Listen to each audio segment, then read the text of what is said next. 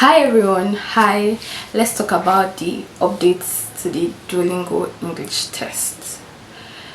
There are some changes that have been made to the question types, and those changes will be implemented on the 2nd of April 2024. So I'm just here to show you and shed some light on those changes so you know what you are doing when you eventually take the test. Anyway, the first change I want to talk about is the read and select change. It used to be a group of words before.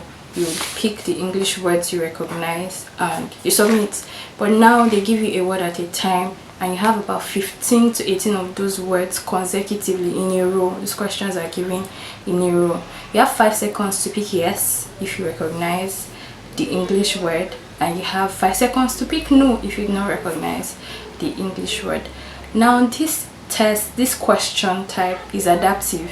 It gets harder. If you get the first question, the next question that comes will be harder than the previous question. So if you see hard words, just know that you're doing well, because the more you get the questions right, the harder it gets. Now you have about 15 seconds preparation time before these questions come at you.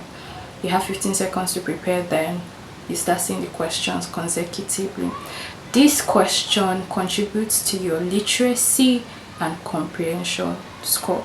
So in summary, a word is given to you at a time. You pick whether it's correct or not, and you have 5 seconds to pick whether it's correct or not. It gets harder each time and it contributes to your literacy and comprehension score.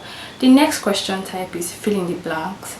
Now if you've noticed, there was a previous type of fill in the blank. That type is still there, where you have a passage and you have to fill in the missing words. That type is still there, but this type, you're giving a sentence at a time.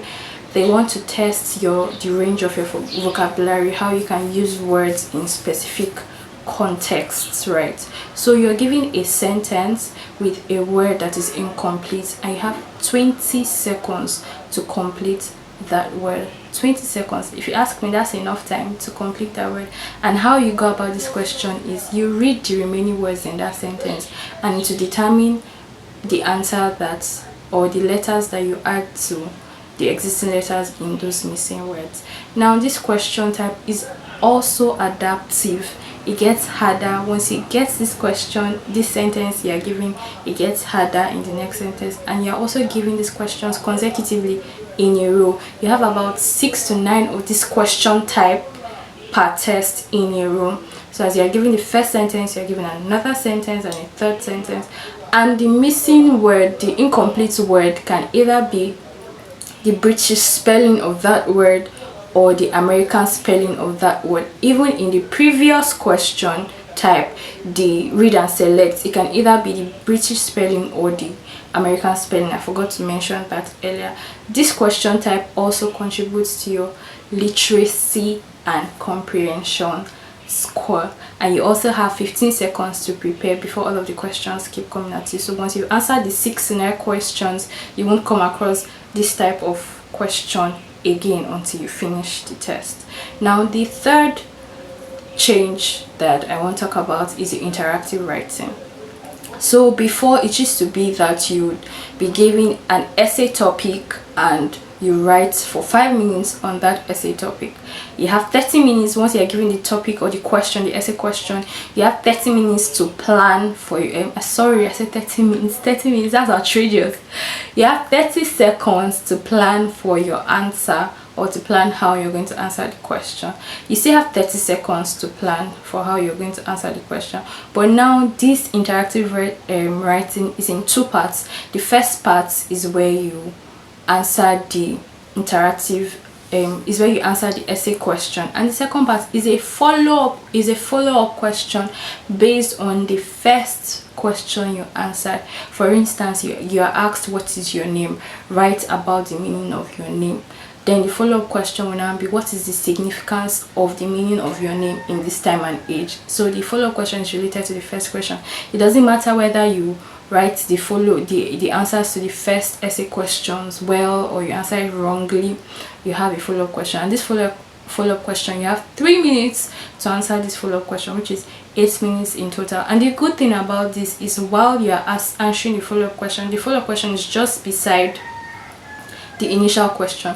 While you're answering the follow-up question, you can still see your answers to the first question, so you can build up on that and just expand on the first answer that you give. Now this question, you're scored based on how well you answer the question, how you answer all of the questions asked in the essay questions, how well you stay on topic, you don't start talking about something else, how well structured your sentences are, and the range of vocabulary you use. So when you're answering this question, you do well to answer formally, like you're writing a job application or you're submitting an essay to a professor. You answer formally, you make sure your sentence structures are clear, you pass across your points as clearly as possible, make sure your grammar is correct, make sure that you stay on topic.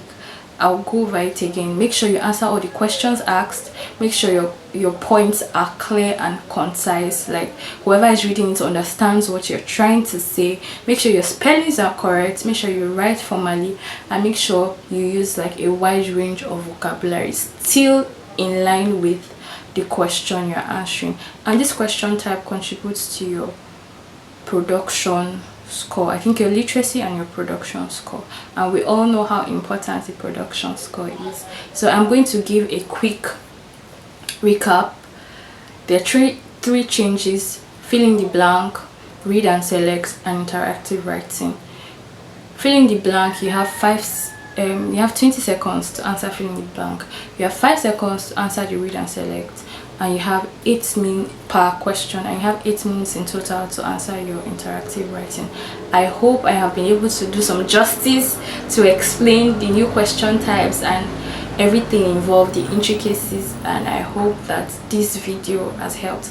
Please, if it has helped you, do well to like, subscribe, and leave a comment. If there was something I said that wasn't clear, leave a comment in the comment section below. And if you'd like to take your test before the new question types are implemented, I'd advise you take the test as soon as possible. Otherwise, put in a lot of practice, do the practice test, do crosswords for the read and select, and for the fill in the blanks, do crosswords, because with crosswords you have to fill in blanks too.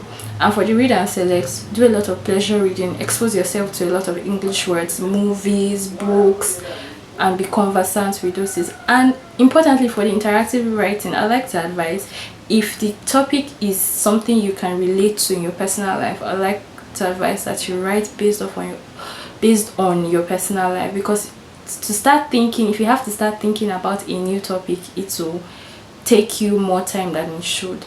So I wish you good luck on your test. Please like, share, and subscribe.